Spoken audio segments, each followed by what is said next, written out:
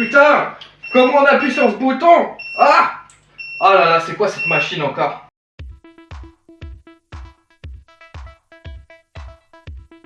On m'a offert une trottinette électrique et forcément quand tu en as une, il y a des points positifs et des points négatifs.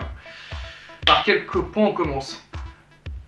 Pardon, j'ai pas entendu. Il existe un seul point positif par rapport à la trottinette électrique, c'est que en gros tu roules à 25 km/h sur les trottoirs.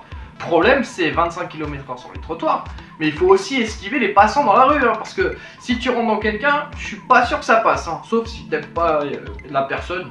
Là Martin, je vous avais pas vu, hein, mais par contre je vous aime pas, hein, donc voilà.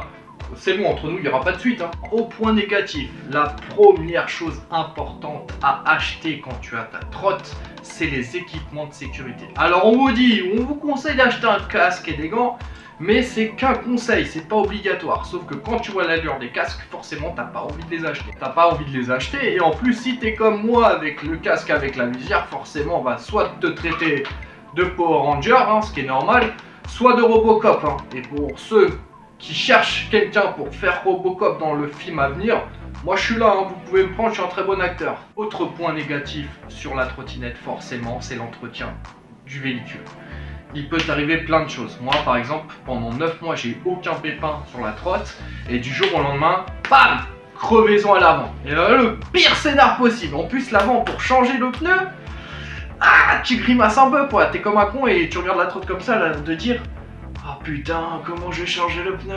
Oh, je travaille, il y a beaucoup de personnes qui viennent nous voir avec mes collègues pour nous dire est-ce qu'il y a possibilité de changer le pneu.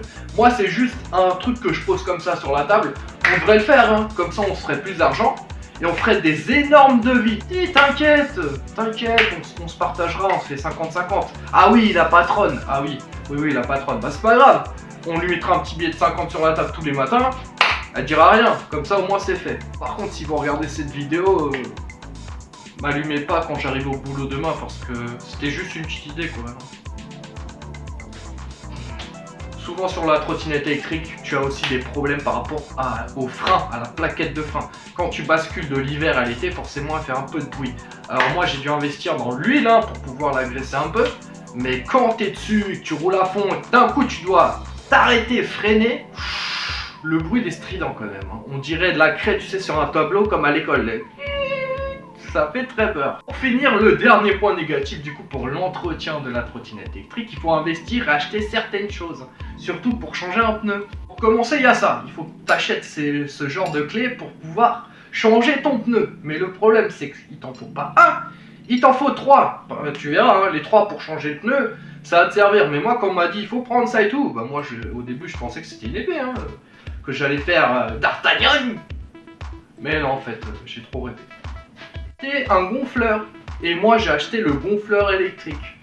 Par contre, quand je l'ai utilisé, il était 3h du matin. Je peux dire que tous les voisins, ils m'ont entendu. Hein.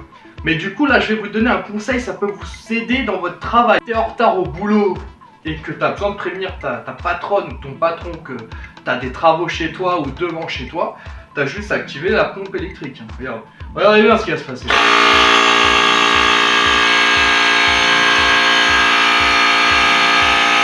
Du coup, avant d'appeler ma patronne pour lui dire que j'arriverai en retard ce matin, n'oublie pas de t'abonner à cette chaîne YouTube, de lâcher un pouce bleu et de partager la vidéo. Et moi, je te dis du coup, rendez-vous samedi prochain à partir de 18h pour la toute prochaine vidéo sur cette chaîne. Comme d'hab, on s'éclate, on fait ce qu'on a envie. Oui, allô patronne? Oui, je vous appelle parce que je vais arriver en retard. Il y a des travaux chez moi. Ouais, désolé, j'arrive, je suis en route. Hein. Ouais.